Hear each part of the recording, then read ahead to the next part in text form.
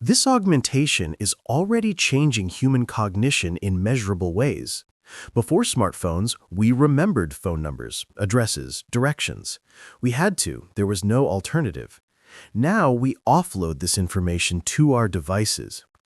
Studies have shown that people who frequently use GPS navigation develop less robust spatial memory than those who navigate by landmarks and mental maps. We've become dependent on our devices not just for communication, but for basic cognitive functions like memory and wayfinding.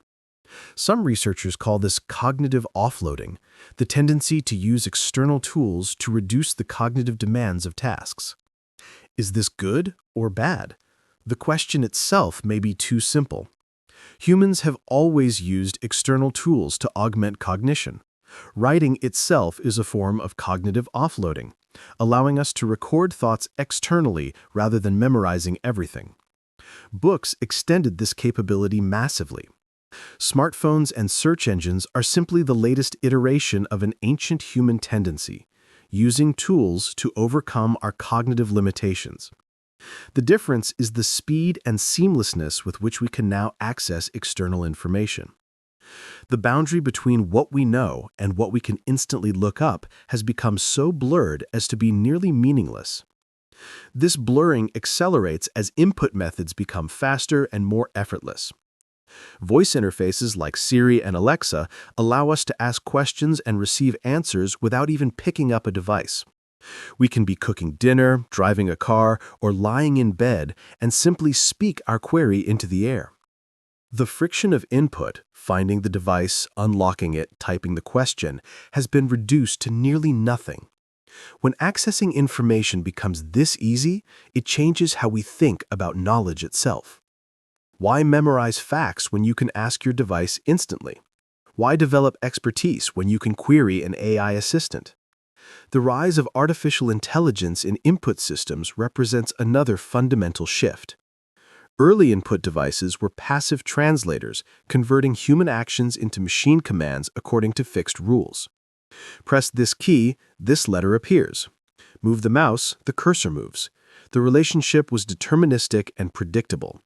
But modern AI-powered input systems are active participants in the communication process. They predict, suggest, correct, and even complete our inputs based on vast datasets of human behavior.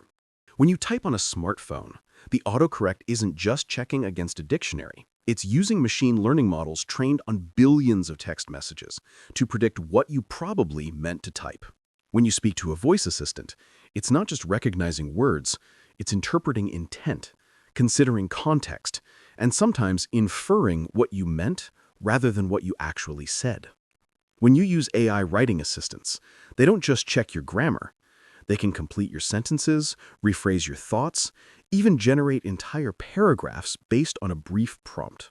This active participation by input systems creates a fascinating ambiguity about authorship and agency. When an AI completes your sentence, did you write those words, or did the AI? When autocorrect changes definitely to defiantly, without your noticing, whose text is it? These questions become more pressing as AI systems become more sophisticated. The latest large language models can generate human-quality text, code, and analysis.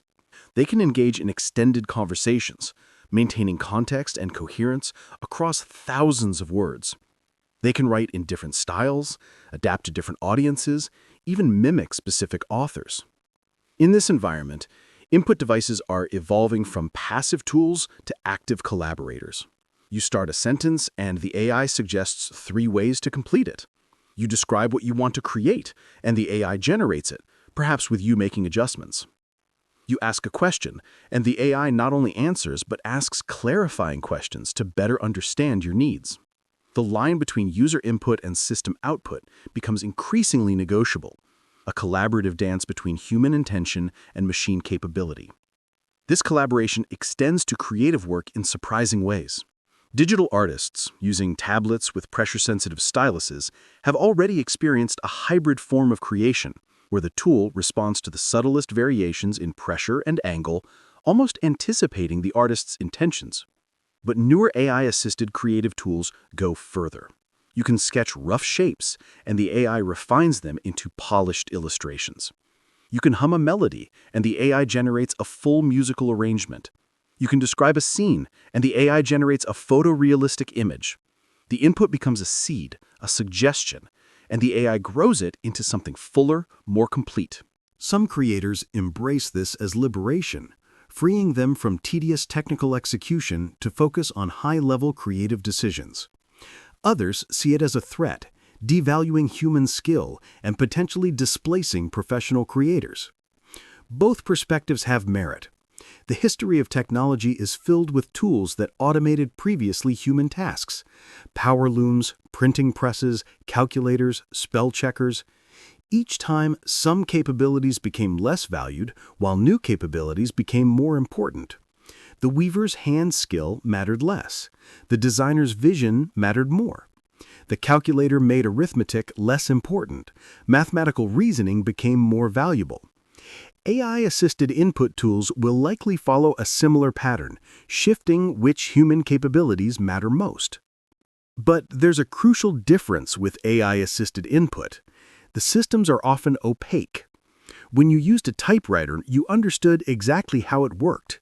Press a key, a lever strikes the paper, a letter appears. Even with keyboards and mice, the mechanism is comprehensible. But modern AI systems are black boxes. You provide input, the neural network processes it through billions of parameters trained on vast datasets, and output emerges. You can't easily understand why the system made the choices it did, or what biases might be embedded in its training data, or what subtle patterns might be influencing its suggestions. This opacity creates new vulnerabilities. Input systems shape how we express ourselves, and if those systems have embedded biases or limitations, they can subtly constrain our expression without our awareness. An autocorrect system trained primarily on formal English might consistently correct dialect or informal speech patterns, implicitly privileging certain ways of communicating over others. A voice recognition system trained mainly on one accent might work poorly for speakers with different accents, effectively excluding them from voice-based interfaces. An AI writing assistant trained on certain types of text might subtly push users toward particular styles of expression, homogenizing the diversity of human communication. These concerns about bias and accessibility have been present throughout the history of input technology, but they've often been overlooked. Early typewriters were designed for English with its relatively simple alphabet. Adapting them for languages with larger character sets, like Chinese or Japanese, required completely different approaches and often came decades later. Keyboard layouts were optimized for languages that use them most, creating barriers for other linguistic communities. Even something as apparently simple as a mouse requires a level of fine motor control that not everyone possesses. Yet for decades, graphical interfaces assumed mouse use as the default. The disability rights movement has been instrumental in pushing for more inclusive input technologies. Screen readers allow blind users to interact with computers through audio output and keyboard input. Speech recognition enables people with mobility impairments to control devices with their voice. Eye tracking systems give people with severe paralysis the ability to communicate and control their environment. Switch interfaces allow people with limited movement to input commands through whatever motion they can reliably perform: a head movement, a breath, a muscle twitch. These assistive technologies, often developed specifically for people with disabilities, frequently end up benefiting everyone. Voice interfaces, now ubiquitous, were pioneered partly through research into helping people with mobility impairments. Predictive text, now standard on smartphones, grew from research into communication aids for people with speech difficulties. This pattern, where technologies designed for accessibility benefit all users, is sometimes called the curb cut effect, after the way that curb cuts, originally mandated to help wheelchair users, also help people with strollers, shopping carts, bicycles, and luggage. The lesson is that designing for edge cases and diverse needs often results in better technology for everyone. A voice interface designed to work for someone with a speech impediment will likely also work better in noisy environments. A touch interface designed to work for someone with limited fine motor control will likely also work better when you're wearing gloves or using the device one-handed while carrying groceries. Yet despite these advances, significant accessibility gaps remain. Many touchscreen interfaces assume you can see the screen and have precise finger control. Voice interfaces assume you can speak clearly and don't mind others hearing your commands. Gesture-based systems assume particular types of mobility. Brain-computer interfaces, while promising for people with severe disabilities, currently require surgical implantation and work only in limited contexts. The challenge for the future is creating truly universal input methods that adapt to individual capabilities rather than assuming a standard user. One promising direction is multimodal interaction, where users can combine different input methods flexibly based on context and capability. Imagine an interface where you can type, speak, gesture, or use any combination of these methods interchangeably. If you're in a noisy environment where voice recognition doesn't work well, you switch to typing or gestures. If you're cooking and your hands are occupied, you switch to voice. If you have limited use of your hands, you rely more heavily on voice and eye tracking. The system adapts to you rather than requiring you to adapt to it. This adaptive flexibility is already emerging in some contexts. Modern smartphones support typing, voice input, and gesture navigation, and you can switch between them fluidly based on your needs. Gaming interfaces often combine multiple input methods: buttons for precise actions, joysticks for movement, motion sensing for gestures, voice for communication with other players. VR systems use hand controllers, head tracking, voice commands, and increasingly, hand tracking that lets you interact without controllers at all. These multimodal interfaces recognize that human communication is naturally rich and varied, and the best interfaces should leverage that diversity rather than constraining it to a single channel. As we push toward more natural and intuitive input methods, we're also grappling with the uncanny valley of human-computer interaction. When interfaces become almost, but not quite, natural, they can feel deeply unsettling. Voice assistants with synthetic voices that are nearly, but not quite human, can be more disturbing than obviously robotic voices. Gesture recognition that works most of the time, but occasionally misinterprets your intentions, can be more frustrating than a less sophisticated, but more reliable system. Autocorrect that fixes 95% of typos but creates embarrassing errors 5% of the time can be worse than no autocorrect at all. This challenge of near but not quite perfect interaction is particularly acute with brain-computer interfaces. Current systems can detect relatively crude patterns of brain activity, whether you're imagining moving your left hand versus your right hand, for instance. But they can't read your thoughts with precision, and they require extensive training to work at all. The user must learn to generate particular brain activity patterns that the system can recognize, almost learning to think in a way the computer can understand. This is backward from the ideal of natural interfaces that adapt to the user.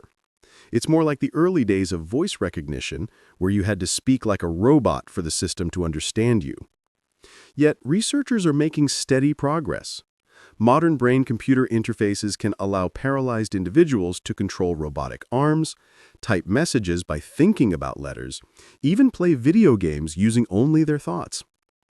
These capabilities, still experimental and limited, hint at a future where thought itself becomes an input modality. The implications are both exciting and troubling. Imagine being able to search for information, send messages, or control your environment simply by thinking about it. No physical action required, no intermediary device, just direct translation from intention to action. But this also raises profound questions about privacy and consent. Current input devices require an explicit physical action. You type, you speak, you gesture. You're aware that you're providing input. But thoughts are constant, involuntary, often fleeting and contradictory. If a system could read your thoughts, which thoughts would it respond to? How would it distinguish between a genuine intention to act and a passing fantasy? What happens to the private space of your own mind if it becomes readable by machines?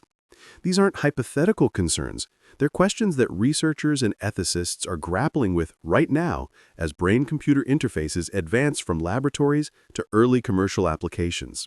The tension between capability and privacy, between convenience and control, runs throughout the history of input technology. Every advance that makes interaction more seamless also creates new opportunities for surveillance and data collection. When you type on a keyboard, you're creating a record of your keystrokes that can be logged. When you speak to a voice assistant, you're creating audio recordings that can be stored and analyzed. When you swipe on a touchscreen, you're generating data about your interactions that can reveal patterns in your behavior, preferences, even your emotional state. When you wear a device that tracks your movements, monitors your heart rate, or measures your sleep, you're creating an intimate portrait of your daily life. Companies that provide these input technologies have access to vast amounts of data about how we use them. They know what we search for, what we say to our voice assistants, what apps we use and when, where we go, and how long we stay. This data is valuable. It helps improve the technology, allows for personalization, enables targeted advertising, but it also creates power imbalances and potential for abuse. Who owns the data generated by your interactions with input devices? Who has the right to analyze it, to sell it, to use it to make decisions about you? These questions have become increasingly urgent as input technologies have become more ubiquitous and more intimate. Regulation has struggled to keep pace with technological change.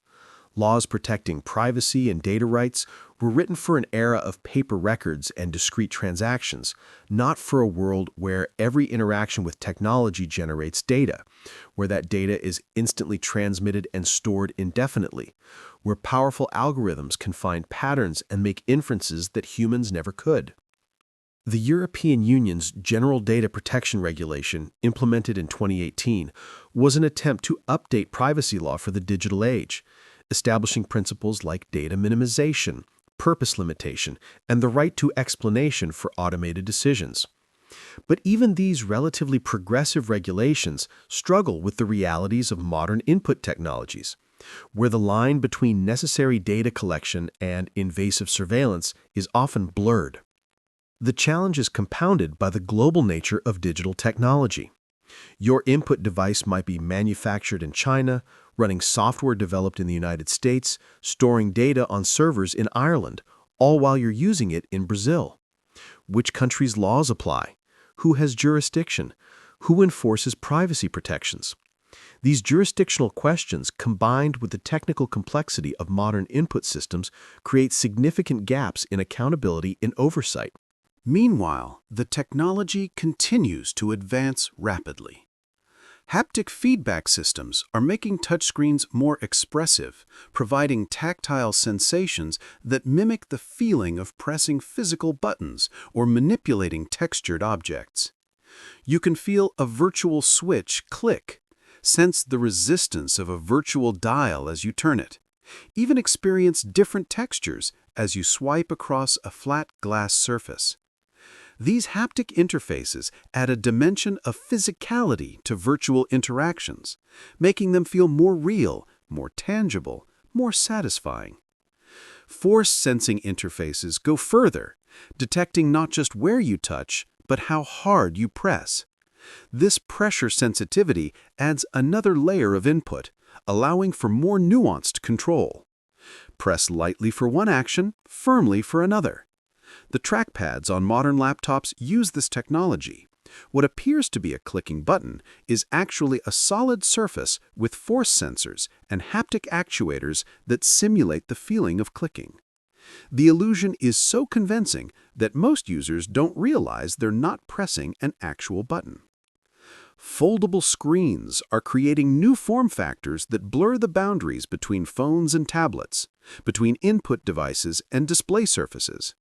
A device can be pocket-sized when folded, then unfold into a larger screen for more immersive interaction. The input surface expands and contracts based on your needs, adapting to different usage contexts. This physical flexibility mirrors the conceptual flexibility that has characterized the evolution of input technology. The recognition that one size doesn't fit all, that different contexts demand different interfaces. Spatial computing platforms like Apple's Vision Pro and Meta's Quest headsets are pioneering yet another paradigm: input in three-dimensional space. You don't type on a flat keyboard or touch a flat screen. You gesture in the air, your hands tracked by cameras and sensors. You look at objects to select them, pinch your fingers to grab them, move your hands to manipulate them in virtual space. The physical world and the digital world coexist, with digital objects appearing to float in your environment, responsive to your gaze and gestures. These spatial interfaces face unique challenges.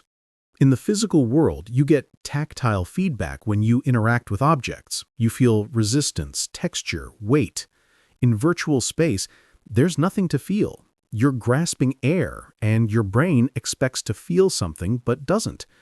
This lack of haptic feedback makes spatial interactions feel less substantial, less real. Researchers are working on solutions: haptic gloves that provide resistance and texture simulation, ultrasonic arrays that create tactile sensations in midair. But fully convincing haptic feedback in virtual space remains an unsolved challenge. There's also the question of fatigue. Holding your arms up to gesture in space is tiring, much more so than resting your hands on a keyboard or holding a phone. This gorilla arm effect was identified back in the 1980s when researchers experimented with vertical touchscreens and found that users' arms quickly became fatigued. Spatial computing faces the same challenge, and designers are grappling with how to make three-dimensional interaction comfortable for extended periods. Some solutions involve reducing the number and size of gestures required, allowing more subtle hand movements rather than large sweeping motions. Others focus on multimodal interaction, combining eye tracking, voice commands, and small hand gestures rather than relying solely on manual manipulation. Despite these challenges, spatial computing represents an important exploration of input's future. It acknowledges that humans exist in three dimensions and that our interactions with technology might benefit from leveraging spatial reasoning rather than constraining everything to two-dimensional surfaces. We're good at understanding spatial relationships. What's above, below, behind, beside. We naturally reach for objects, manipulate them with our hands, organize our environment spatially. Spatial computing interfaces try to harness these innate human capabilities. As we consider these emerging technologies, it's worth reflecting on what makes an input method successful. Technical capability matters, certainly. The technology must work reliably, respond quickly, and function across diverse conditions. But history shows that technical superiority isn't enough. The QWERTY keyboard persists despite more efficient layouts existing. Touchscreens succeeded where styluses failed, even though styluses offered more precision. Voice interfaces gained adoption despite imperfect recognition accuracy. The mouse displaced keyboard-only interfaces, even though keyboards could technically do everything mice could. What seems to matter most is the match between the input method and human intuition. Successful input technologies feel natural, requiring minimal learning and adapting to how humans already think and move. They provide clear feedback so users understand what's happening and can build mental models of the system. They fail gracefully, with errors that are easy to detect and correct. They fade into the background, becoming transparent tools rather than obstacles that demand attention. When you're using a truly good input device, you stop thinking about the device and focus on what you're trying to accomplish. This naturalness is culturally and personally variable. which adds complexity. What feels intuitive to someone who grew up with touchscreens might feel alien to someone who spent decades using only keyboards. What works well for a right-handed person might be awkward for a left-handed person. What makes sense in one cultural context might be confusing or even offensive in another. The globalization of technology creates pressure toward universal interfaces, but truly effective design requires attention to local contexts and individual differences. The future of input technology will likely involve greater personalization and adaptation. Rather than everyone using the same interface, systems will learn individual preferences and capabilities, adjusting their behavior accordingly. Your device will know whether you prefer voice or typing, gestures or buttons, and will adapt its interface to match. It will learn your patterns, how you hold the device, how you type, your common phrases and frequent contacts, and will optimize itself for your specific usage. This personalization will extend across devices, with your preferences and learned patterns following you from phone to tablet to computer to smart displays. This adaptive personalization will be powered by artificial intelligence, which brings us back to a central theme, the increasing agency of input systems themselves. Early input devices were passive conduits, faithful translators of human action into machine commands. Modern input systems are active participants, predicting, suggesting, correcting, adapting. Future input systems may be proactive partners, anticipating needs before they're expressed, offering assistance before it's requested, perhaps even initiating interactions when they detect opportunities to help. This proactivity raises questions about control and autonomy. If your devices anticipate your needs and act without explicit instruction, how do you maintain agency? How do you distinguish between helpful assistance and unwanted interference?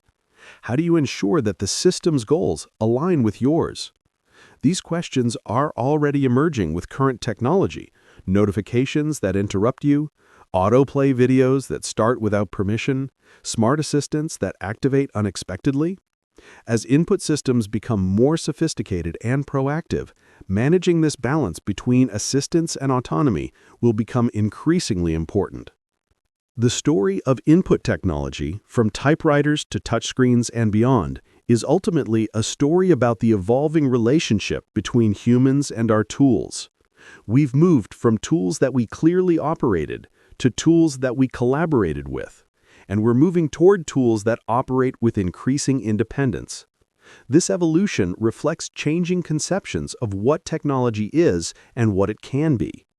The typewriter was a tool, an instrument played by a skilled operator.